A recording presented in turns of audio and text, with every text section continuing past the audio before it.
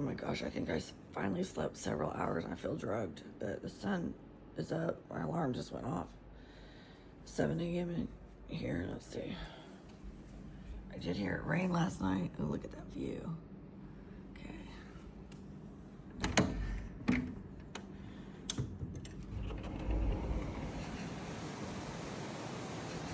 Oh, good morning.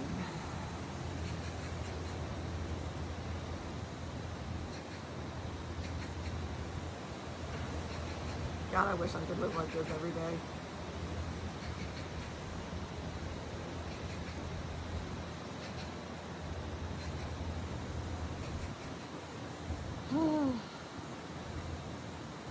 You know what's interesting?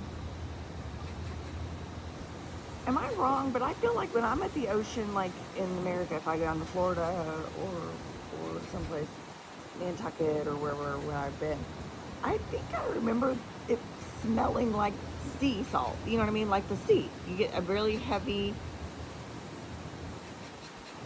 salty smell.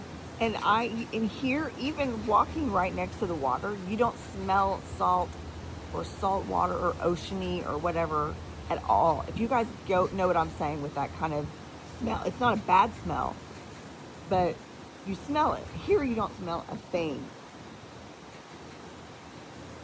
That's why, like when I was here in the dark on the first night, I didn't even think we were close to the ocean or especially didn't have views because I didn't smell anything. Okay, I'm about to show you my unmentionables, but only so that you guys can be proud of me because I did the Korean thing and I hand washed them in the sink last night and hung them up to dry. Look at me go. Okay, gotta get ready to start the day. My face is really burned. Look, my nose. My nose is normally red anyway, but yeah, I got pretty sunburned yesterday and I've kind of given up on wearing makeup because this is embarrassing, but I'm gonna attach video of me last night thinking, I was gonna videotape myself drinking the wine and well, here it is. Look at what my eye makeup did. Like literally it melted to the rest of my eyes. I'm so red, but then look at these stripes above my eyes. Yeah. But I've got a few minutes before I head out, looking out at the ocean from my room. But I wanted to show you what I got at I called it a pop-up, because that's what it reminded me of. I don't know if it was a pop-up, but I think it was like an actual event. There was a lot of camera crews there and stuff like that. But to me, it looked like a pop-up. So this is what I got for my BTS room back home.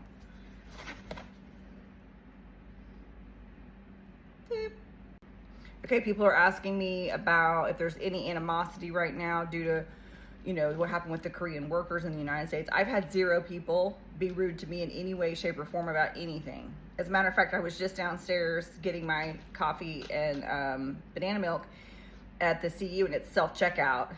And there was a woman and her child right in front of me. They checked out, and then she turned around, looked at me, and she goes, "Can you read that?" And she spoke in English, and I said, "No." And she stayed, and she checked out my stuff for me and helped me out. Like, everybody here is extremely, extremely wonderful, gracious, polite. But yes, they are completely wonderful, just wonderful people that are so proud of this country and so proud of how far they've come and how much they've overcome. It was really cute. We were talking to the diving women yesterday,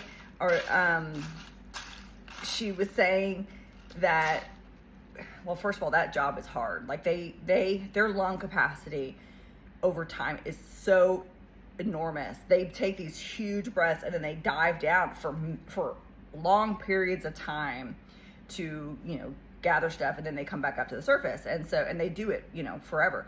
And it's a very, very hard job, and it's only women that do it.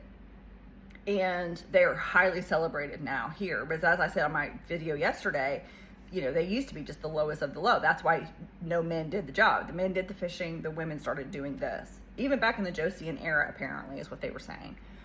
But it was really cute because she said that we were asked how many days a week do you work? And she said, well, originally, because she's been doing this for 40 years. 40? No, 60 years. 60. She's been doing it for 60 years, since she was 20 years old, and she's almost 80. And she said, we hardly made any money doing it. And so we had to do it every day for hours and hours a day. We were a very poor country. And then she got this bright smile on her face. And she said, now we're a rich country. And she said that she does it maybe, 10 times a month, which is a huge difference. But she is the provider for her family. And she's proud of it. And I was so inspired by those women. And it was funny because Jeannie was like, well, we could have paid a little bit extra and let you guys get in the wetsuits. And I was like, I will not be trying to slide this body into a wetsuit. But okay, people are asking me, are you going to go to certain locations, especially for BTS? Because I mostly talk about BTS. We are doing pretty much every BTS location you can think of on the next tour, which is in a couple of weeks. So we've seen a couple of places, just so happen to be if we're in an area that, oh yeah, BTS has also been here, but this is not like a BTS themed tour like the one I'm taking in a few weeks.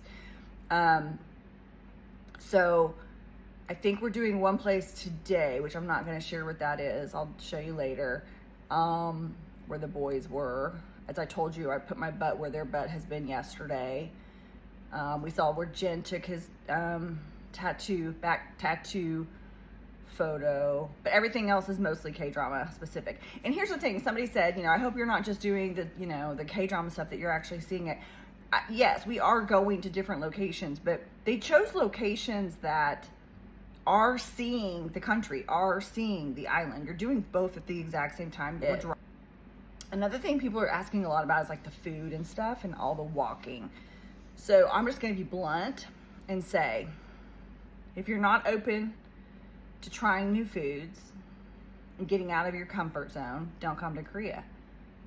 If you're not interested in a lot of walking, don't come to Korea. I mean, it's not Korea's fault that you don't like those things. You know what I'm saying? Like, think before, really think it out before you put a lot of money and invest a lot of money in a trip where you're going to really be pulled outside of your comfort zone, in every way. I mean, I guess you could come here and do, and eat convenience food like I did in the afternoon, in the mornings when I was alone for the first couple of days and stuff like that. But to me, if you're going to travel around the world, immerse yourself in the entire experience. I know that there are many that, that due to physical limitations can't do a lot of it, and they still want to come, and I get that. But I hear from a lot of people that they're just like, I don't want to do that much walking. I don't want to do that much. And it's just like, well, that's just Korea. This is, this is the experience, and it's a beautiful experience, and don't let it stop you. I'm tired as hell at the end of the day, and my legs are like, and I had to, yesterday when we walked down to that black sand beach near that huge, rock formation, I had to stop at every flight, and, I'm out of shape. But even, when we walked up the wall the other day, I was freaking worn out, and I said I wouldn't do it again, but I'm glad I do it the one time I did it. Come with the expectation that you're coming to experience their culture, not try to make your culture work within their culture. Okay, that's it for today. I got to get ready to go. And I think it's a big day. I'm excited about what we're going to do. We're also going to the market tonight, which I'm very excited about. So we'll see you soon.